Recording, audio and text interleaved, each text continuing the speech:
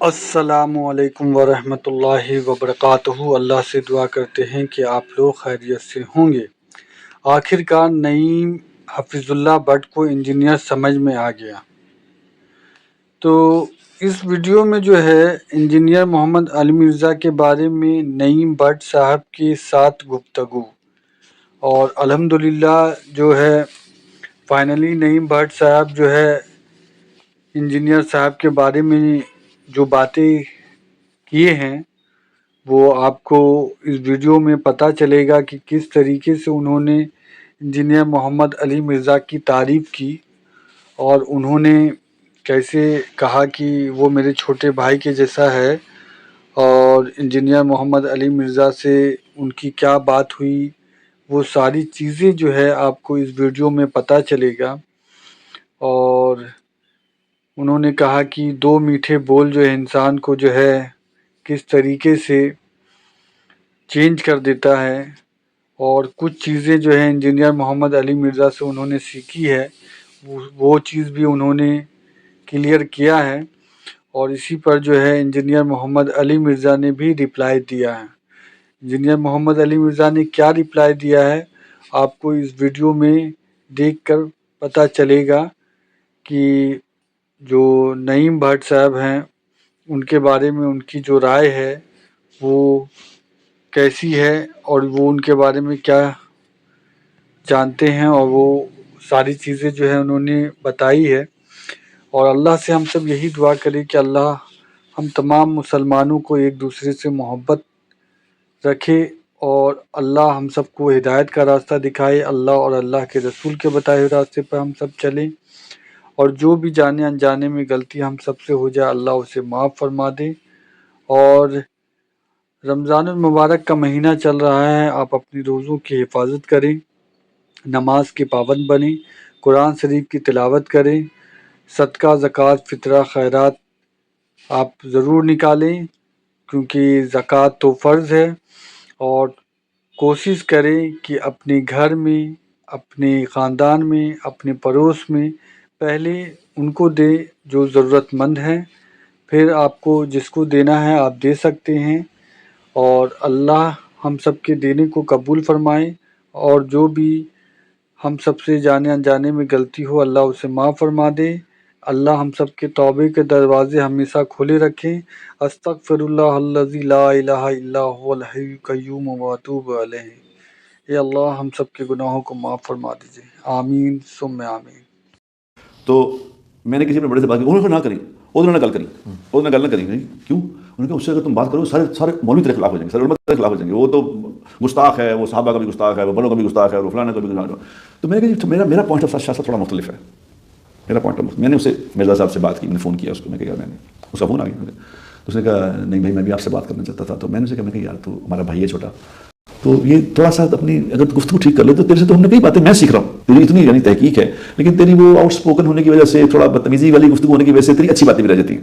تو آپ یقین کرو اس نے مجھے، علی نے مجھے کہا کہ نہیں بھائی آپ میرے بڑے بھائی ہیں، آپ جو میری اصلاح کریں گے میں وہ مان لیا کروں گا، جس بات سے آپ منع کریں گے منع ہو جاؤں، یہ آپ کو انہوں نے وعدہ کر لیا؟ یہ اس نے مجھ سے کہا۔ تو میں نے اسے، اور جو بزرگ تھے انہوں نے کہا انہوں نے تک کسی سمجھے کچھ نہیں، اس نے تو وہ طارق مسعود صاحب کے بارے میں کسی نے کہا اس سے بیٹھ کے بات کرو گے، تو اس نے کہا طارق مسعود کی ہے، ایک آسٹریلیا کی ٹیم ہے، ایک کاموں کی ٹیم ہے، تو میچ کراتے بنا میچ کراتے ہو اس لیول کا وہ۔ تو میں نے اس سے بات کی تو اتنا میرے سے میٹھا وہ بولا ہے، اتنا میٹھا بولا، اس نے کہا بھائی جان آپ پلیز یہاں آئیں میرے پاس، میرا پرابلم ہے، میرے دوستوں کے بہت زیادہ ہیں، میرے پیچھے لوگ لگے ہوئے ہیں، تو مجھے سیکورٹی کی ضرورت ہوتی ہے بڑی، میں آنے سے میں آپ کی خدمت میں خود حاضر ہوتا، تو آپ یہاں تشریف لائیں، جس جگہ میں بیٹھ کے بات کرتا ہوں اس جگہ آپ بیٹھے، میں نیچے بیٹھ کے آپ کی بات سنوں گا۔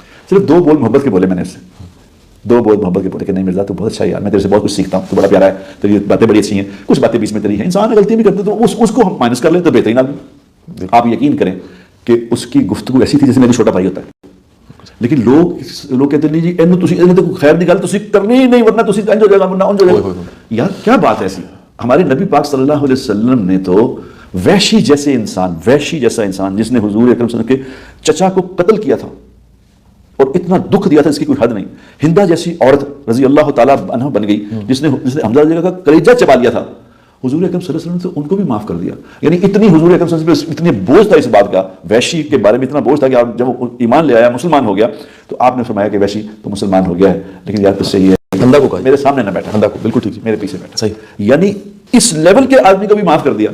ہم خیر کی باتیں کرنے والا کوئی آدمی اگر 2-3 غلط باتیں کر دے تو ہم اسے آڈا لگا لیتے ہیں، اور اچھے بھلے سمجھدار لوگ آڈا لگا لیتے ہیں. یہ کوئی نہیں سوچتا کہ یار اس کی اصلاح کرنی چاہیے. یہ ہمارا اثر اتنا زبردست یقین کرے نالج والا آدمی ہے وہ، اگر کوئی اس کی محبت سے اصلاح کر لے تو میں سمجھتا ہوں تو 2 طرح غلطی ہے نا، تو کیا ہوگا، تھوڑی نوک ٹھیک کر دو. بالکل صحیح. یہ اس نیت سے کہ میں نے کسی کی اصلاح کرنی ہے، اصلاح کرنے کے لیے پہلی جو چیز نشست پتہ کیا ہوتی ہے؟ محبت ہی ہے. محبت ہمیں نہیں کرنی آتی، سب سے بڑا چیلنج یہی. بٹ صاحب آپ کا بہت بہت شکریہ. وہ ہمارے جو تبلیغی جماعت کے بڑے بھولے سے مولانا صاحب ہیں، نعیم بٹ صاحب حفظہ اللہ تعالی. اچھا مجھے بڑے اچھے لگتے ہیں کیونکہ یہ مولوی نہیں ہے، شو بز کی دنیا کو چھوڑ کر یہ تبلیغی جماعت میں آئے ہیں. اس لیے جب یہ میرے بارے میں بات کرتے ہیں نا تو یہ نہیں کہتے کہ اس کے پاس ڈگری نہیں ہے. ویسے بھی تبلیغی جماعت والے یہ بات نہیں کریں گے. تبلیغی جماعت والے تو خود اس آیت کو لے کے چل رہے ہیں، کنتم خیر امۃ اخرجت للناس تأمرون بالمعروف وتنہون عن المنکر وتؤمنون باللہ. تم بہترین امت ہو جو لوگوں کے نفع کے لیے نکالے گئے، لوگوں کو نیکی کی طرف بلاتے ہو، برائی سے روکتے ہو، اور اللہ پر ایمان رکھتے ہو. اور صحیح بخاری کی حدیث، بلغوا عنی ولو آیہ، پہنچا دو میری طرف سے خواہ ایک آیت ہی آتی ہو. اس بنیاد پہ ظاہر تبلیغ جماعت کا سارا کام چل رہا ہے، لہٰذا وہ اس قسم کی چول نہیں مارتے. لیکن پچھلے دنوں انہوں نے ایک پوڈ کاسٹ میں کہا کہ جی انجینئر صاحب کی باسی سبزی اسی لیے بک رہی ہے کہ تازہ سبزی جو بیچنے والے ہیں وہ تو میڈیا کو حلال ہی نہیں سمجھتے، تو اس کی باسی سبزی بک رہی ہے. تو میں نے اس کو ریبٹل کیا تھا بڑی تفصیل کے ساتھ اور بڑے احترام کے ساتھ، اور اس میں میں نے تبلیغی جماعت کا جو نصاب ہے اس کا پوسٹ مارٹم کیا تھا. 17 ریفرنسز میں نے کوٹ کیے تھے فضائل اعمال کے. اس کے بعد وہ ویڈیو ہم نے نعیم بٹ صاحب حافظہ اللہ کو ان کے واٹس ایپ پہ شیئر کروا دی.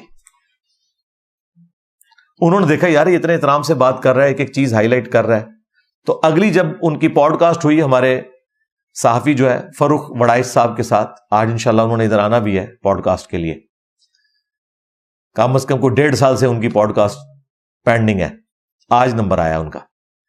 تو اس میں انہوں نے کہا جی انجینئر صاحب ماشاءاللہ بہت اچھا کام کر رہے ہیں، اور پھر انہوں نے تعریف کی کہ جی میں نے جو تشہد کی دعا ہے وہ تو انجینئر صاحب سے سیکھی ہے. جزاک اللہ خیرہ، میرے لیے بہت آنر کی بات ہے الحمدللہ.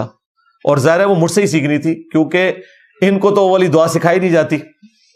بخاری مسلم میں حدیث ہے، نبی علیہ السلام حکم دیتے تھے کہ تشہد میں 4 چیزوں سے اللہ کی پناہ طلب کرو. حکمیہ دعا ہے یہ، اللہم انی اعوذ بک من عذاب جہنم ومن عذاب القبر ومن فتنة المحیا والممات ومن شر فتنة المسیح الدجال. عذاب جہنم کے فتنے سے، قبر کے عذاب کے فتنے سے، زندگی اور موت کے فتنے سے، اور دجال، جھوٹے دجال کے فتنے سے. مسیح الدجال ایک ہے یسوع مسیح، وہ عیسیٰ ابن مریم ہے، وہ سچے مسیح ہیں. یہ دجال مسیح ہے. حتیٰ کہ صحیح مسلم میں آتا ہے طاؤس تابعی، جو شخص اس دعا کو تشہد میں نہیں پڑھتا تھا اسے کہتے تھے نماز ہی دوبارہ پڑھو. وہ اتنا غلو کرتے تھے اس مسئلے میں. ویسے یہ شرعی مسئلہ نہیں ہے، دروشی پڑھ لیا آپ کی نماز مکمل ہے، لیکن طاؤس تابعی اتنا اس میں زور دیتے تھے کہ اگر کوئی نماز میں یہ دعا نہ مانگے وہ کہتے تھے نماز ہی دوبارہ پڑھو، نبی علیہ السلام کا حکم ہے، اسے فالو کرو. یہ اتنی اہم دعا ہے. ان کو تو وہی 2-3 دعائیں سکھائی گئی ہیں، وہ بھی برحق ہیں، میں تو ساری مانگتا ہوں. بخاری مسلم میں حدیث ہے، جب تشہد میں دروشی پڑھ چکو پھر جو چاہو اپنے رب سے مانگو، جو سنت دعائیں آپ مانگ سکتے ہیں. سب سے پرفیکٹ دعا ربنا آتینا فی الدنیا حسنہ وفی الآخرۃ حسنہ وقینا عذاب النار، سورۃ البقرہ آیت نمبر 201. اور بخاری مسلم میں بھی انس ابن مالک کا قول ہے کہ رسول اللہ اور کوئی دعا مانگے نہ مانگے یہ دعا ضرور مانگا کرتے تھے، اللہم ربنا آتینا فی الدنیا حسنہ وفی الآخرۃ حسنہ وقینا عذاب النار. حدیث میں اللہم کے ساتھ ہے، قرآن میں ربنا کے ساتھ ہے، تو دونوں کو جمع کر لیں. دوسری پرفیکٹ دعا سورہ ابراہیم میں آئی، رب اجعلنی مقیم الصلاۃ ومن ذریتی ربنا وتقبل دعاء ربنا اغفر لی ولوالدی وللمؤمنین یوم یقوم الحساب. پرفیکٹ دعا ہے، یہ مانگیں. اور دعائیں جتنی آپ کو یاد ہیں آپ مانگ سکتے ہیں، لیکن وہ 4 چیزوں کے شر سے جو آپ نے پناہ مانگنی ہے وہ اوبلیگیٹری دعا ہے درود شریف کے بعد. تو نعیم بٹ صاحب کہتے ہیں میں نے انجینئر صاحب سے سیکھی، جزاک اللہ خیرہ. اس چیز کا اظہار کرنا بھی میں سمجھتا ہوں ان کی عاجزی ہے. ہمارے لیے وہ بزرگوں کا درجہ رکھتے ہیں، اتنے عرصے سے وہ دین کا کام کر رہے ہیں. بلکہ طارق جمیل صاحب کے بیمار ہونے کے بعد تبلیغی جماعت کی یہ جو میڈیا والی ساری رسپانسبلٹی ہے ایک بندے کے کندھوں پہ، وہ نعیم بٹ صاحب ہے. جتنے ہمارے وزراء بھی تبلیغی جماعت کے رائے ونڈ اجتماع میں جاتے ہیں ان کو نعیم بٹ صاحب ہینڈل کرتے ہیں. وہ آپ سمجھ لیں حکومتی لیول کے اوپر ڈیلنگ کے لیے ایک ہی بندہ ہے اس وقت، نعیم بٹ صاحب. لیکن ساتھ انہوں نے مجھے نصیحت کی کہ انجینئر صاحب جو ہے نا وہ تھوڑا بزرگوں پہ ہاتھ ہولا رکھا کرے. آپ کی بات اپنی جگہ کہ میرے نبی سا ہے ہی کوئی نہیں، لیکن یہ ساتھ نہ کہا کریں کہ تیرے بابے تے شاہی کوئی نہیں. اس طرح میرا خیال ہے کسی مسلمان کو تو اس سے دکھنا نہیں چاہیے.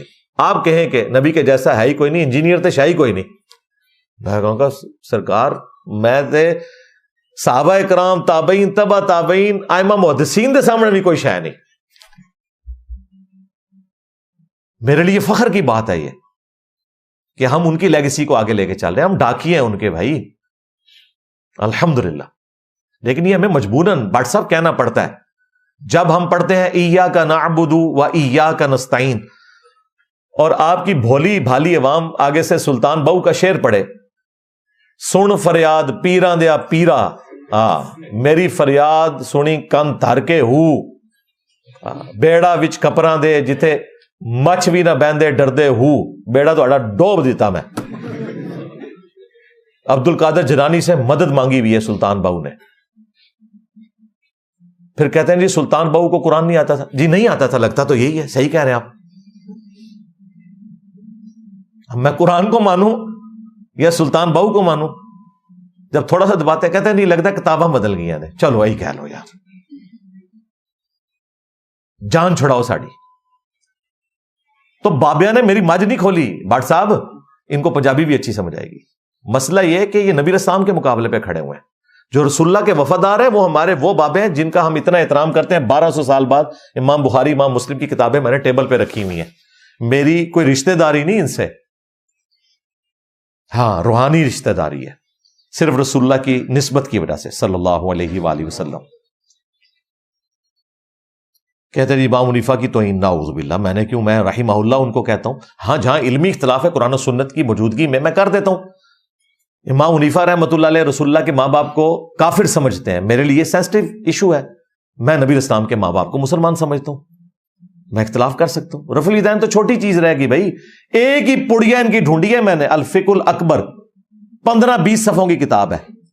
فقہ اکبر کہتے ہیں بڑی فقہ یعنی عقیدے کو، اصول کو، اور فقہ اصغر جو ہے وہ فروع کو کہتے ہیں جو ہمارے اعمال سے تعلق رکھتے ہیں، فروعی مسائل. اس کے پہلے صفحے پہ لکھا ہوا ہے نعوذ باللہ یہ بات، اور ملا علی قاری نے اس کا دفاع کیا ہوا ہے الگ سے کتاب لکھ کر. تو یہ میرا اختلاف ہے ان سے. میں نے ان کو کوئی جہنمی نہیں کہہ دیا، گالی نہیں دی. ہاں میں یہ ڈنکے کی چوٹ پہ کہتا ہوں کہ جو نبی الاسلام کے ماں باپ کو کافر کہتا ہے تو وہ بکواس کر رہا ہے. وہ کہتے ہیں آپ یہ کہہ رہے ہیں کہ امام حنیفہ بکواس کر رہے ہیں، اور بھائی تمہیں رسول اللہ کے ماں باپ نظر نہیں آ رہے بے شرمو؟ یہ نہیں دیکھ رہے کہ رسول اللہ کے ماں باپ کی بات ہو رہی ہے، میرے ماں باپ کی بات نہیں ہو رہی.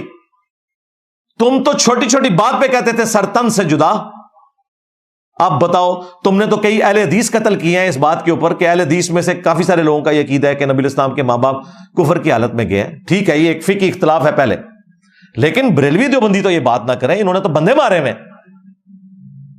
جو کھرا اپنے کار نکلے آتے ہیں ان کہہ رہے ہو کہ جی بکواس.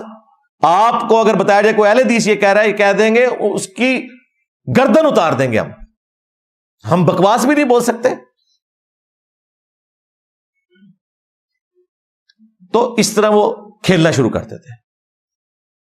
تقی عثمانی صاحب کا مذاق اڑاتا ہے. اور بھائی تقی عثمانی صاحب کے ساتھ ہم نے علمی اختلاف کیا ہے کہ اتنا بڑا مفتی ہو کے درس حدیث کے اینڈ پہ یہ واقعہ سنا رہا ہے کہ امام حنیفہ کو گناہ دھلتے ہوئے نظر آ جاتے تھے. حضرت امام ابو حنیفہ رحمۃ اللہ علیہ سے کے بارے میں منقول ہے، وضو کرتے تھے لوگ تو ان کو وضو کے پانی کے اندر لوگوں کے اعمال بہتے ہوئے نظر آتے تھے کہ یہاں پر اعوذ باللہ اس میں چوری نظر آ رہی ہے، اس میں جو ہے غیبت نظر آ رہی ہے، اس میں جھوٹ نظر آ رہا ہے، وہ چلتا ہوا نظر آتا. حضرت امام ابو حنیفہ رحمۃ اللہ علیہ کو اللہ تعالیٰ نے یہ کشف کا، اور اسی واسطے امام ابو حنیفہ کا مسئلہ کیا ہے کہ مائع مستعمل ناپاک ہے. وہ اسی لیے کہ آنکھوں سے دیکھ رہے تھے کہ وہ اس میں جو ہے گناہوں کی گندگیاں بہ رہی ہے، تو انہوں نے کہہ دیا کہ مائع مستعمل ناپاک ہے. اور کیوں؟ فضائل اعمال میں لکھا ہوا ہے. اللہ کے بندو اللہ سے ڈر جاؤ، اللہ تو ستار العیوب ہے، گناہوں کو چھپانے والا ہے. اچھا پھر اس میں دیکھیں ان سے بلنڈر کتنا بڑا ہوا ہے، وہ آپ نے غور نہیں کیا. وہ کہتے ہیں کہ وہ دیکھ لیتے تھے کہ یہ چوری جاری ہے، یہ چغلی جاری ہے، یہ فلاں چیز جاری ہے. اللہ کے بندو وضو کرنے سے گناہ کبیرہ نہیں معاف ہوتے، چھوٹے گناہ معاف ہوتے ہیں. چغلی اور چوری کرنا اور بدکاری کرنا یہ گناہ کبیرہ ہے. یہ تو وضو کیا غسل کرنے سے بھی معاف نہیں ہوگا، توبہ کرنے سے معاف ہوگا. لو سامو، امام حنیفہ کو کچھ نظر نہیں آتا تھا، کیونکہ اگر چغلی کرتا ہے کوئی شخص تو وہ وضو میں نہیں دھلے گی. یہ شرعی مسئلہ ہے، ان کو پتا ہے. وضو سے صرف چھوٹے گناہ معاف ہوتے ہیں، بڑے گناہ توبہ سے معاف ہوتے ہیں. تو دیکھیں وہ چور اپنی لنگوٹی چھوڑ جاتا ہے، امام حنیفہ کے اوپر انہوں نے جھوٹ باندھا. اس سے بڑی بات یہ پروٹوکول پیغمبروں کا ہے. وما کان اللہ لیطلعکم علی الغیب، اللہ کی یہ شان نہیں کہ تمہیں غیب پر اطلاع دے. ولکن اللہ یجتبی من رسلہ من یشاء، بلکہ اللہ اپنے رسولوں میں سے جسے چاہتا ہے چن لیتا ہے. اللہ کے بندو، بخاری مسلم میں حدیث ہے، غزوہ خیبر کے موقع پر ایک صحابی کو تیر لگا اور وہ شہید ہو گیا. مدعم اس کا نام تھا. صحابہ کرام نے کہا اسے شہادت مبارک ہو، نبی علیہ السلام کی سواری کا کجاوا کستا تھا. آپ نے فرمایا تم اسے شہادت مبارک کہہ رہے ہو، اور اللہ نے مجھے دکھایا کہ اس پر آگ کی چادر ڈال دی گئی ہے جو اس نے مال غنیمت سے چوری کی تھی. اللہ نے لحاظ نہیں کیا کہ کچھ بھی ہیں تیرے محبوب کی امت سے ہیں. لو سامو، جو ڈائریکٹ امت تھا، صحابی تھا، آگ کی چادر پہنا دی گئی. صحابہ کرام گھروں کو دوڑے. اگر کسی نے رسی کا ایک چھوٹا سا ٹکڑا بھی بے قیمت سمجھتے ہوئے اٹھا لیا تھا، لا کے وہاں رکھا کہ ہماری پکڑ نہ ہو جائے. صحابہ کو تو وہ آگ کی چادر نظر نہیں آئی، نبی کو نظر آ گئی. ان کے بزرگوں کو قبر کے اندر کے حالات نظر آ جاتے ہیں، ان کے بزرگوں کو آخرت نظر آ جاتی ہے. نبی علیہ السلام کے صحابہ جو اس امت کے سردار ہیں، اگلی امتوں سے بھی افضل ہیں، سیدنا ابو بکر، عمر، عثمان و علی رضی اللہ عنہم اجمعین وعلیہم السلام اجمعین، ان کو تو کچھ نظر نہیں آیا. اور پھر اس کا جو دوسرا پہلو ہے وہ بہت خطرناک ہے. بخاری مسلم میں حدیث ہے، قیامت والے دن اللہ تعالیٰ ایک گنہگار شخص کو اپنے قریب بلائے گا اور اللہ تعالیٰ اسے پردے میں کر لے گا باقی لوگوں سے، پھر سرگوشی فرمائے گا جیسا کہ اس کی شان کے لائق ہے. ہم اس کی مثال نہیں بیان کر سکتے. لیس کمثلی شیء وہو السمیع البصیر. پھر اللہ تعالیٰ کہے گا تو نے دنیا میں فلاں گناہ کیا؟ وہ کہے گا یا اللہ کیا. فلاں کیا. رسول اللہ کہتے ہیں قریب ہے کہ وہ سمجھے گا کہ مارا گیا میں. اللہ تعالیٰ فرمائے گا دنیا میں بھی پردہ رکھا تھا نا، آج بھی پردہ رکھوں گا، بخش دیا. اور یہ کہہ رہے ہیں امام حنیفہ کو گناہ اللہ تعالیٰ دکھاتا تھا. کہانی جھوٹ بولا. آپ جو یہ بات کرتے ہیں، کہتے ہیں تقی عثمانی کی توہین ہوگی، شیخ زکریا کی توہین ہوگی جس نے فضائل اعمال لکھی، امام حنیفہ کی توہین ہوگی. جنہاں دی سمجھدانی اینی جی جے وہ میرے نال گل کرن گے اللہ دے بندے. یہ وجہ ہے بھائی، ہم کہتے ہیں مولانا تقی عثمانی حافظہ اللہ، مرڈر اٹیمپٹ ان کے اوپر طالبان نے کی. 2 جملے نہیں کسی نے نکالے ان کے حق میں مخالف جماعتوں میں سے. میں نے پوری ویڈیو ریکارڈ کروائی تقی عثمانی صاحب کے حق میں. اسلامک بینکنگ میں نے ان کو سلوٹ کیا. یہ ان کو نظر نہیں آتا. بھئی جب ہم گرفت کریں گے پھر رسول اللہ کے مقابلے پر اگر کوئی چیز آئے گی تو ہماری مجبوری ہے. کیوں؟ میرے نبی سا ہے ہی کوئی نہیں، تیرے بابے تھے شاہ ہی کوئی نہیں. یہ مسئلہ ہے ساڑھا. ویسے ہی خود آپ کو نہیں کہتے تھے بڑے سے بڑا غوث قطب ابدال ایک صحابی کے گھوڑے کے قدموں کی خاک کے برابر نہیں. ایک کہانی تو انکرائی سی نا انہوں نے. امیر معاویہ نے جو حضور کی حمایت میں گھوڑا دوڑایا نا، اس گھوڑے کے ناک میں جو مٹی داخل ہوئی نا، عمر بن عبدالعزیز تو اس کا مقابلہ بھی نہیں کر سکتا. اون نس گے جے دے تمہیں پریکٹیکلی. ویسے تو مانتے ہیں. تم غوث قطب ابدال کو جانوروں کے پاؤں کی خاک سے بدتر سمجھو. میں تو کہہ رہا ہوں نبی کے جیسا آئی کوئی نہیں، تیرے بابے تشائی کوئی نہیں. میرا تو نعرہ بڑا سافٹ ہے. تم تو کہہ رہے تھے صحابی کے گھوڑے کے قدموں کی خاک جیسا ہے ہی کوئی نہیں، غوث کتب ابدال شاہی کوئی نہیں، حالانکہ جاری نعرہ ہے۔ آج کا بھی کوئی مسلمان کسی صحابی کے گھوڑے کے قدموں کی خاک سے بدتر نہیں ہے۔ جانور کبھی بھی مومن سے اعلیٰ نہیں ہو سکتا۔ جامعہ ترمذی اور سنن ابن ماجہ میں حدیث ہے کہ ایک مومن کی حرمت کعبے سے بھی بڑھ کر ہے۔ تو اسی جانوروں لے کے بیٹھے ہو، یہ نعرہ بالکل غلط ہے، اپنا عزم کیا ہوا ہے۔ اور میرا سافٹ نعرہ، میرے نبی سا ہے ہی کوئی نہیں، تیرے بابے تھے شاہی کوئی نہیں۔ جس بابے کو یہ برا لگے نا نعرہ، تو سمجھ لیں وہ نبی کا ماننے والا نہیں، اور جس بابے کے ماننے والے کو برا لگے اس کے بارے میں سمجھ لیں وہ اپنے بابے کو رسول اللہ سے بڑا سمجھتا ہے۔ اور کیا مطلب ہے اس کا؟ اور تو کوئی مطلب نہیں نکلتا۔ تو نعیم بٹ صاحب کو میں آفیشیلی دعوت دے رہا ہوں اپنی اکیڈمی میں کہ وہ جب بھی ان کو موقع ملے تشریف لائیں اور یہاں ہماری سیٹ پہ بیٹھیں، ہمیں درس دیں، اور جو انہوں نے ہمیں نصیحتیں کرنی ہیں وہ کریں۔ انشاءاللہ تعالی ہم بھی اپنا موقف ان کے سامنے رکھیں گے۔ یہ پیار محبت میں، یہ میں مناظروں کے لیے نہیں بلا رہا، آج میں پیار محبت کے معاملات ہی ساروں کی آفر قبول کر رہا ہوں۔ آج ہم غریب نواز ہوئے ہیں، اور یہ تو امیر لوگ ہیں، ہم ان کے مقابلے پہ غریب ہیں، دینی اعتبار سے ہم سے اوپر ہیں لوگ۔ میں ان کی قدر کرتا ہوں، پوری زندگی دین کے لیے دی ہے۔ تو میں نے ضروری سمجھا کہ جہاں کہیں میں کمزوریاں ہائی لائٹ کرتا ہوں، میں پازیٹیو چیزیں بھی ہائی لائٹ کروں۔ اس میں اور بھی باتیں کر سکتا تھا، لیکن آلریڈی میں ویڈیو ریکارڈ کروا چکا ہوں۔ میرا خیال ہے اس ٹاپک کو اسی بات کے اوپر کنکلوڈ کرتے ہیں۔